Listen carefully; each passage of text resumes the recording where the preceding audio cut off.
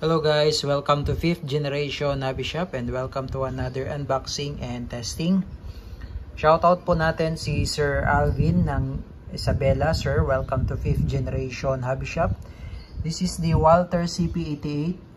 Ating i-unbox ngayon. This is caliber 177, 7.5 joules airgun pistol. Bali, ang gamit po natin is the 7.56 grains Gamma Magnum Energy 177 caliber. Lead pellets pointed. Yan. So, bali ito po yung kanyang bala. So, it comes with free 250 shots Gamma Magnum 7.56 grains. And also comes with 2 rotary magazine 8 rounder. And so, it also comes with owner's manual and maintenance manual. Walther CP88. This is made in Germany. Non-blowback airgun pistol. Ayan. It also comes with hard case. And included na po ito. Yung case niya, Umarex Germany. 7.5 joules. Ayan, Walther CP88. Black. 4.5, 177. Pistol CO2. 7.5 joules, 8 rounder capacity. So, all black po siya. This is full metal. So, as you can see po, yung slide niya is metal. Yung frame niya is metal. Yan, all metal. Mabigat po siya. Timbangin natin. Para makita nyo lang po kung gaano siya kabigat. Okay, so ayan. Titimbangin po natin ang Walther CP88 full metal airgun pistol. Kung gaano siya kabigat. Wait, namatay. Sino natin. Yan. Okay, wait lang. Zero lang natin.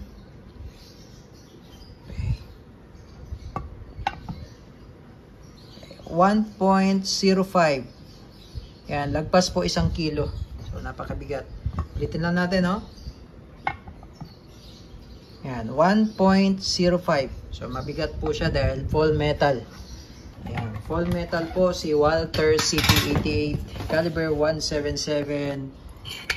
Ang gamit po natin ay pointed. Ayan po. So, meron siyang full markings, engrave po yan. Yan, naka-engrave po yan sa slide. Walther CP88. Manual safety. Dito po yung slot na CO2. Mamaya po papakita ko sa inyo. Hammer type. Yan. Karl Walther, made in Germany. Yan, serial number. Yan, fixed front and rear sight. Yan. Walther CP88. So, lagyan lang po natin siya ng CO2 at bala.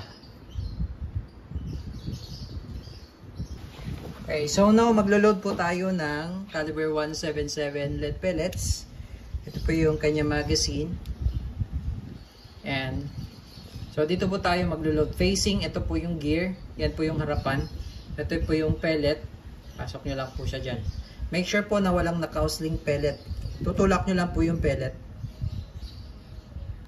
Yan. Make sure po na walang naka-housely kasi pag may naka-housely po, kakalang po siya doon sa rotary.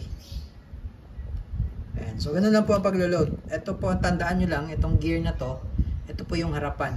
So, ito yung bala, pellet. Yan, papasok nyo lang po siya ganyan.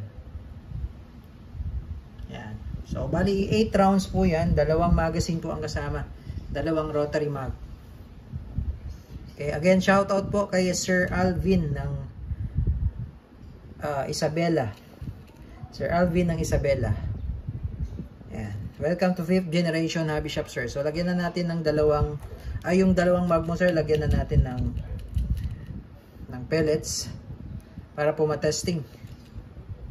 Okay, again, shoutout po kay Sir Alvin ng Isabela.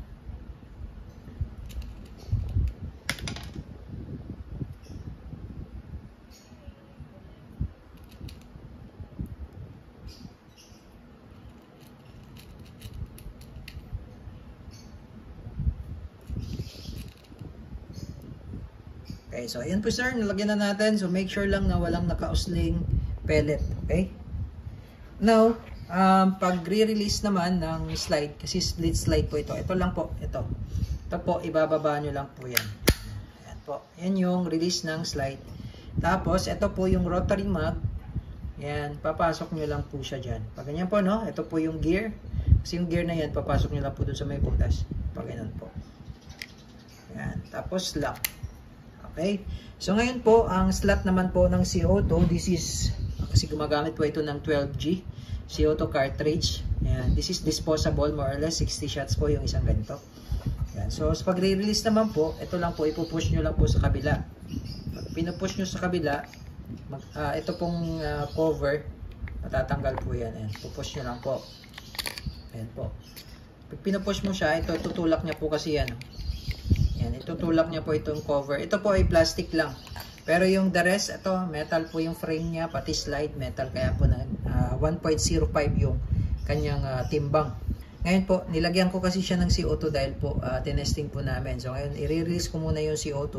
So pag i-release nyo po yung CO2 na may laman pa po, no? Pwede nyo i-release yan. So dahan-dahan lang. Ito. Itong power niya. Dahan-dahan nyo lang po. Dahan-dahan lang.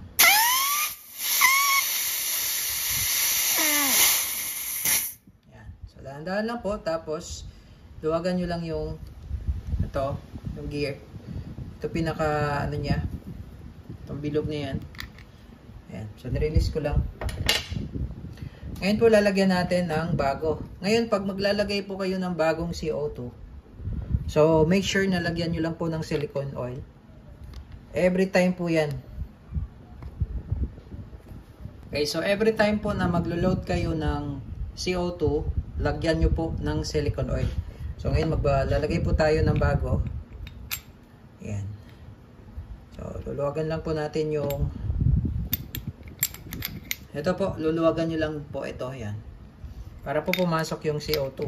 Yan. So, pag pumasok na, lagay nyo lang po sa open position. Ito po yung open position. Kanina po yung sinulpak natin, power position po yun, nakababa siya. Ngayon po, ito po, higpitan nyo lang po ito. Higpitan nyo po. Ang ikot po ay clockwise. Yan. Tapos, pigilan nyo po yung CO2 para hindi umikot. Yan. Higpitan nyo lang po yan. Ngayon, pag mahigpit na po, pag hindi na po umiikot yun, itong part na to. That's enough na po kasi mahigpit na po yan. Tapos lagay natin sa power position. Yan. Ngayon po, butas na po yung punctured na po yung CO2. So, nasa power up position na po siya. Yan. Tapos, balik lang natin to. Ito po, ipapasok nyo lang po siya dito. Ito, sa side na to. Ito. Yan. Okay. So, hammer type siya, single and double action. So, pwede nyo po siyang kasa. Yan po yung kasa. Now, pag hindi po kayo puputok, kalimbawa po na ikasa nyo at hindi nyo po itutuloy, pwede nyo i-decock yan. So, ang gawin nyo lang, para sa decocking, itong hammer, ito po, baba nyo lang, baba, then kalabit, then release. Yan, so alalayan nyo lang siya. Okay, so ganun na po ang pag-decock. Ito naman po yung safety niya. Yan, safety. Yan, safety po yan. Okay. So, testing po natin, sir, yung dalawang mag. Ito yung isang rotary mag. Okay? Single and double action po. Test po natin, Sir Alvin. Okay, Sir Alvin, testing po. Walther CP88, full metal, caliber 177. First mag. So, lagyan natin sa single action. Sa single action po, babaan nyo lang yung hammer. Yan po yung single action. Okay, firing.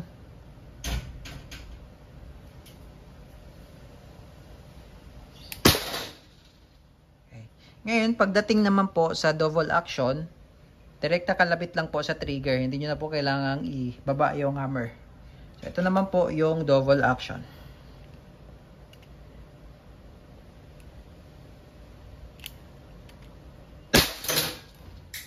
Yan po yung double action. Okay, single action. Double action. So, hindi natin ubusin yung bala, sir. Test naman natin yung isang mag mo, sir. Yan, yung isang mag. Ito yung isang magazine. Yo, malakas po yung tunog nito. Yung putok niya po malakas. Double action.